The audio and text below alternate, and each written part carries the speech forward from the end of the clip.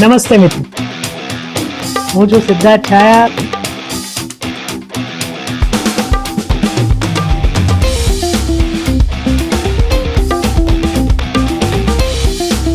તો સ્વાગત છે તમારું સિટ ટોક્સમાં. લાલા જોડો આ શબ્દ લાલો ફિલ્મે જે પ્રમાણેની બોક્સ ઓફિસ ઉપર કમાણી કરી છે, અથવા તો જે પ્રમાણે લોકો એને વધાવી રહ્યા છે. મારા ઘર પાસે એક થિયેટર છે, નોર્મલી ખાલી જ હોય છે, પણ આ રવિવારે પાર્કિંગની પણ જગ્યા નહોતી. મારા એક મિત્ર, એટલે કે આપણા રિવ્યૂકાર મિત્ર છે વિપુલભાઈ ઠક્કર, જે ગર્વથી ગુજરાતી નામની ચેનલ ચલાવે છે, એમણે મને કહ્યું કે સિદ્ધાર્થભાઈ, એક થિયેટર અમદાવાદમાં એવું છે જ્યાં રવિવારે રાતના 250-300 રૂપિયાની ટિકિટ છે, તોય ફિલ્મ હાઉસફુલ જઈ રહી હતી. હવે આપણે આ વિડીયોમાં એની એ બોરિંગ વાત ચાલુ નહીં કરીએ કે પહેલી આટલું બજેટ હતું ને પહેલી વીકે આટલું ને બીજા વીકે નહીં. બધાને ખબર છે લાલોનું હવે શોલે જેવું થઈ ગયું છે.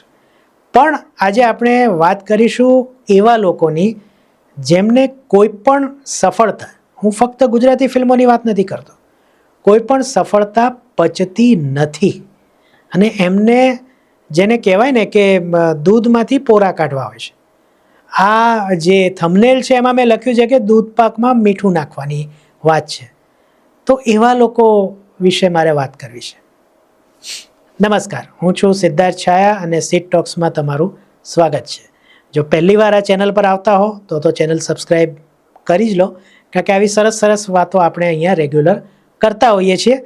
જો વારંવાર આવો છો અને રહી જાય છે સબસ્ક્રાઈબ કરવાનું હોય તો કોની રાહ જુઓ છો?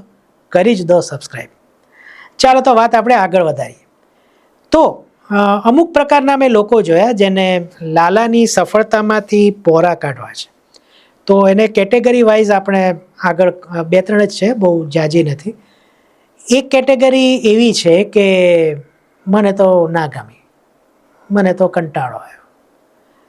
હવે આ કેટેગરીમાં પણ પાછી બીજી 2 કેટેગરી પાડી શકીએ. એક એવા લોકો છે જેમને ફિલ્મો જોવાનો બહુ શોખ નથી, અથવા તો બહુ જતા નથી, પણ અચાનક સફળતા જોઈ તો પહોંચી ગયા થિયેટરમાં, અને એમનો વાંક પણ નથી કે ભાઈ કંઈક નવું આવ્યું છે, સારું આવ્યું છે તો જોઈએ. એટલે જેમને અમારા જેવા દર શુક્રવારે જોતા હોય એવી ટેવ નથી ટૂંકમાં, તો એમને આ એક્સક્યુઝ આપવાનો અથવા તો આ ટીકા કરવાની છૂટ છે. અને ફિલ્મ આપણા જેવા લોકો જે રેગ્યુલર જોતા હોય એમને ખબર જ છે કે દરેક ફિલ્મની પોતાની આગવી સ્પીડ હોય છે. અમુકને વાર્તા ધીમે ધીમે કહેવી હોય, અમુકને ફટાફટ કહેવી હોય, તમને શ્વાસ લેવાનો મોકો પણ ના આપે એવી સ્ક્રિપ્ટ પણ હોય છે. તો આ લોકો જે છે એમના માટે તો આ કહેવાય, પણ જે લોકો વારે વારે જોવે છે અને આવી વાત કરે છે એમના માટે કોઈ અહીંયા એક્સક્યુઝ નથી. ફિલ્મને ફિલ્મની રીતના જોવી જોઈએ ઓવરઓલ. જેમ મેં કીધું એ પ્રમાણે દરેક ફિલ્મની પોતાની આગવી સ્પીડ હોય છે, તો લાલોની પણ આગવી સ્પીડ છે અને એ રીતના જ વાર્તા કહેવી છે, અને તો જ ઇન્ટરવલ પછી જે થાય છે ઘટના એની મજા છે. એટલે એક આવા લોકો છે. બીજા જે કાયમી હોય છે, આ તો ફોરેનમાંથી ઉપાડી છે, તો શું થઈ ગયું? ફોરેનની વાત છે પણ વાત કૃષ્ણની છે, તો શું કરવા આ વાત ન કરે? ભલે આઈડિયા ક્યાંકથી ઉપાડવામાં આવ્યો, પણ વાત તો દેશી છે ને. શું ફોરેનની ફિલ્મમાં કૃષ્ણ ભગવાન આવ્યા હતા? લોકો આજે લાલો સાથે કેમ કનેક્ટ થાય છે? કારણ કે આપણા ઘરની આપણી વાત લાગે છે. આપણે રોજે રોજ ક્યાંક ને ક્યાંક ફસાયા હોઈએ છીએ અને ભગવાનને મદદ કરવાની પ્રાર્થના તો કરીએ છીએ, પણ જાતે કર્મ નથી કરતા. ને ભગવાન તો એમ કહે છે કે તું આ બાજુથી કર્મ કર, હું સામેથી કર્મ કરીશ. જે પેલો દિવાલ તોડવાનો સીન છે એની વાત છે. તો એ તો રહેવાનું. ત્રીજી કેટેગરી કહીએ તો આ લોકો એવા છે કે જેમને કોઈ ગુજરાતી ફિલ્મ કેમ ચાલી જાય એમ, કારણ કે ફેસબુકમાં ને બધે કોઈ પણ ગુજરાતી ફિલ્મ આવે એટલે પ્રીમિયરના સમોસા, પોપકોર્નવાળા, પેપ્સીવાળા, એમને આ જ લખવું હોય છે. ક્યારેય ગુજરાતી ફિલ્મ જોવી તો છે નહીં. આપણે હમણાં ગયા અઠવાડિયે એક આખું 14 ફિલ્મોનું લિસ્ટ આપ્યું હતું કે આ ફિલ્મો તો તમે જોઈ જ નહીં, જોવા જેવી હતી, એમને તો એક પણ ફિલ્મ નથી જોઈ. જે હિટ જાય એ પણ નથી જોવી. એટલે એક આવી કેટેગરીના લોકો પણ છે કે જેમને લાલામાંથી ની સફળતામાંથી પોરા કાઢવા છે. હા ઠીક છે, આ તો ચાલી ગઈ એમ, તો બીજી કેમ નથી ચાલતી? અથવા તો એમ કે હમણાં બધા આવી જશે, હો પહેલો મેં વખાણ કર્યા પહેલાં. ભાઈ તમે તો કોઈ દિવસ વખાણ કર્યા જ નથી ગુજરાતી ફિલ્મના, તો આ શું કરવા ના કરે? તો આવા લોકો પણ છે. હવે એક ખાસ કેટેગરી છે અને મેં જાણી જોઈને એને છેલ્લે રાખી છે. આવી તો ઘણી બધી કેટેગરી છે, પણ મને આ એક જાણવા મળી. ના ચાલો, એની પહેલાં એક બીજી કેટેગરી. આજે જ મેં એક વસ્તુ વાંચી કે આ ઠીક છે, આ ધાર્મિક બનાવી, એટલે એક એમ કે ધાર્મિક છે ને એટલે ચાલે. ભાઈ ફિલ્મ ધાર્મિક નથી.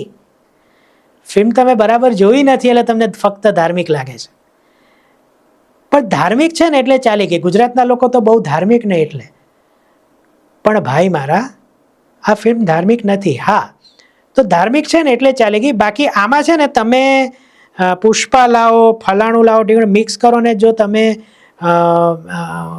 ગેંગસ્ટરની ને વાર્તા કરો ને તો જ આ ફિલ્મો ચાલે ને તો જ બરાબર કહેવાય.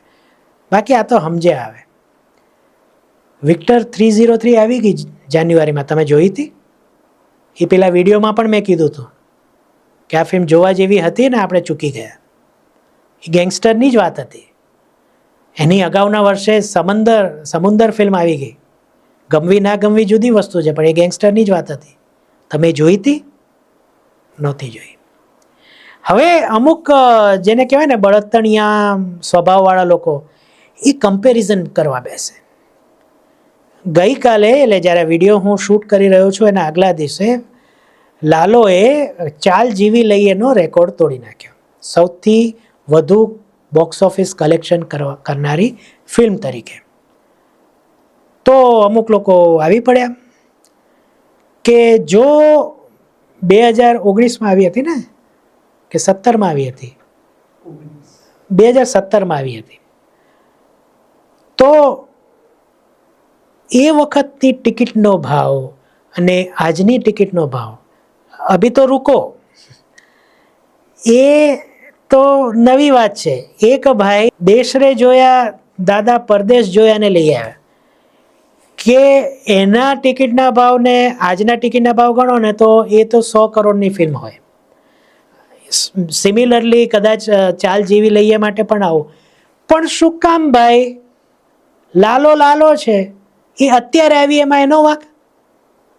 તમે 20-25 વર્ષે કરો ને આ બધી સરખામણીઓ, જ્યારે લાલોને પણ 25 વર્ષ થાય. હજી તો લાલોને 25 વીક પણ નથી થયા. અને પણ શું કામ કમ્પેરિઝન કરવી છે, ફુગાવાની? ઉજવો આપણી ઇન્ડસ્ટ્રીની કોઈ મૂવી. વર્ષ પછીની આ બીજી એવી મૂવી છે જે ભારતભરમાં ચર્ચા થઈ રહી છે.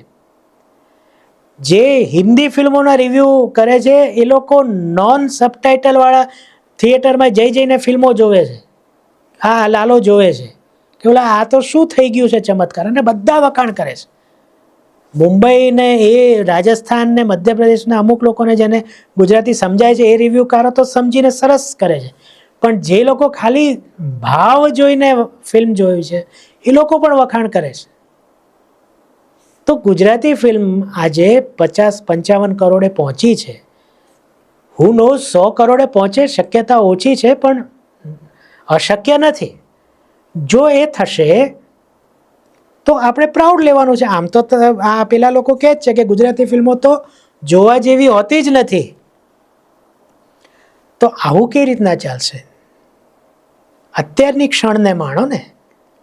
20-25 વર્ષે બેસજો કે 2025માં કોઈ એવી ફિલ્મ આવી હતી લાલો, તો ત્યારે એવું કરશો ને કે ભાઈ 2025ના લાલોની સાથે આનો ફુગાવો મેચ કરીએ. તો ગુજરાતી ફિલ્મ ઉદ્યોગ અત્યારે એવી કક્ષાએ છે જે હિતેનભાઈ આપણા પોડકાસ્ટમાં કીધું હતું કે બહુ નજીક છીએ આપણે 100 કરોડની ફિલ્મ માટે. કદાચ લાલો 100 કરોડે ન પહોંચે. હું ફક્ત ભારતના કલેક્શનની વાત કરું છું. હવે જ્યાં બ્રિટન, કેનેડા, ઓસ્ટ્રેલિયા બધે 250-300 શો થાય છે, હું એની કમાણી નથી લેવાનો. હું ફક્ત ગુજરાતની વાત કરું છું અથવા તો ભારતની. તો 100 કરોડી ફિલ્મ આપણે બહુ નજીક છીએ. કદાચ લાલો એ દ્વાર ખખડાવશે, અંદર નહીં ઘૂસી શકે. ઘૂસે એવી આપણે દ્વારકાધીશને પ્રાર્થના કરીએ. તો આ એક પુશ મળ્યો છે. તો આવનારા 1.5-2 વર્ષમાં કોઈ એવી ફિલ્મ બને જે આ દરવાજો તોડીને બહાર જતી રહે. તો આને કેમ આપણે ન ઈચ્છા કરીએ કે ફક્ત કૂથલી જ કરવી છે કે સમોસા, પેપ્સી, પોપકોર્ન? એ નિર્માતાને ખર્ચો કરવાનો છે. એમ જેમને બોલવું છે, હું વિરુદ્ધમાં છું. મને બહુ પ્રીમિયર ગમતા નથી અને પ્રીમિયરથી બહાર આવેલા રિવ્યૂ ખરા રિવ્યૂ નથી હોતા, એ તો હું પણ માનું છું. પણ તેમ છતાં હું કહીશ કે કૂથલી કરવી એના કરતાં લાલો જેવી કે ગુજરાતી ફિલ્મો જોઈ અને પછી એના વખાણ કે ટીકા કરવા. આ વિડીયોમાં મેં લાલાને વિશે જે લાલો પ્રત્યે જે નેગેટિવ વાતો ચાલી રહી છે બજારમાં, એના વિશે વાત કરી છે. તમને આ વિડીયો કેવો લાગ્યો એ મને કમેન્ટમાં જરૂર કહેજો. સિટોક્સ ઉપર આ પ્રકારના વિડીયોઝ આવતા રહેશે. તો ફરીથી મળીએ. ત્યાં સુધી સિદ્ધાર્થ છાયાને આજ્ઞા આપો. તમને બધાને આવજો.